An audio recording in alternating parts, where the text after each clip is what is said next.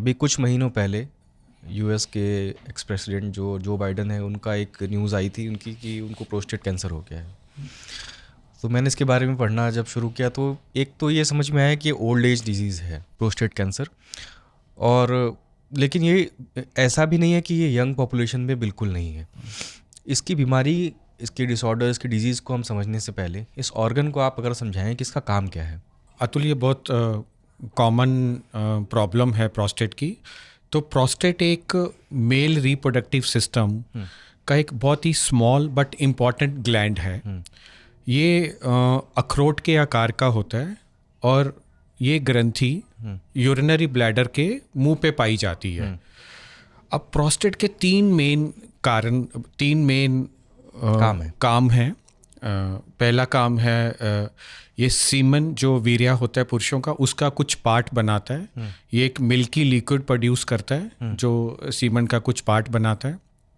दूसरा, ये कुछ एंजाइम्स प्रोड्यूस करता है जो हमारे सीमन में स्पर्म्स होते हैं उनको नरिशमेंट देता है, उनको प्रोटेक्ट करता है।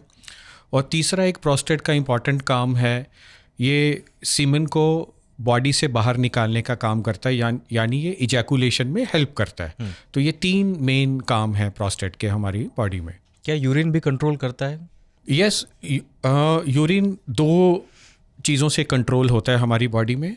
एक प्रोस्टेट जो एज ए इंटरनल स्फिंक्टर काम करता है, और दूसरा एक इम्पॉर्टेंट चीज़ होती है जो एक्सटर्नल स्फिंक्टर होता है जो यूरिन को कंट्रोल करता है।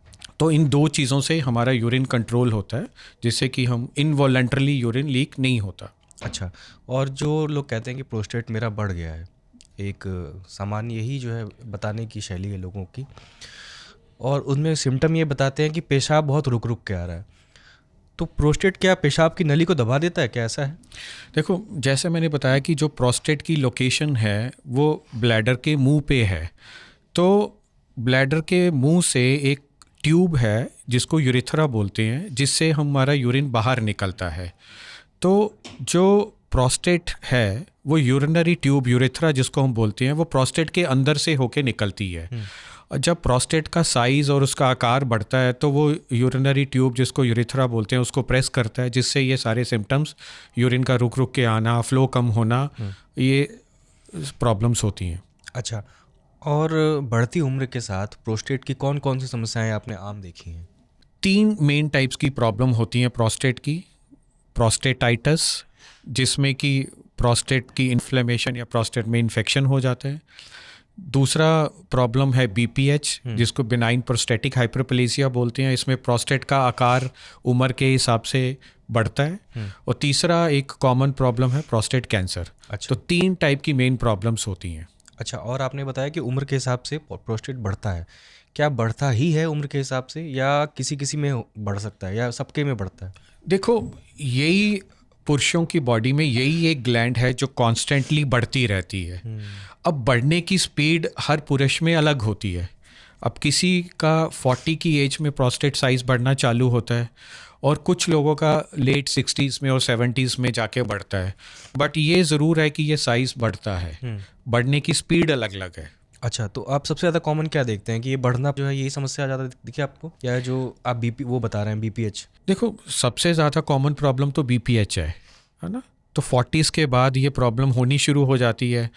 तो अगर हम इसको एक्सप्लेन करें तो आप मान के चलिए 50 की एज तक 50% पेशेंट्स को प्रोस्टेट बढ़ जाता है। 60 की एज में 60% को बढ़ जाता है। 80-90 की एज में 80-90% लोगों को प्रोस्टेट हो जाता है। और 100 की एज में 100% लोगों को प्रोस्टेट होगा। अब प्रोस्टेट बढ़ने का मतलब ये नहीं है कि वो प्रॉब्लम है, क्योंकि प्रोस्टेट तो बढ़ना ही है। लेकिन सब लोगों को प्रोस्टेट बढ़ने से प्रॉब्लम नहीं होती है।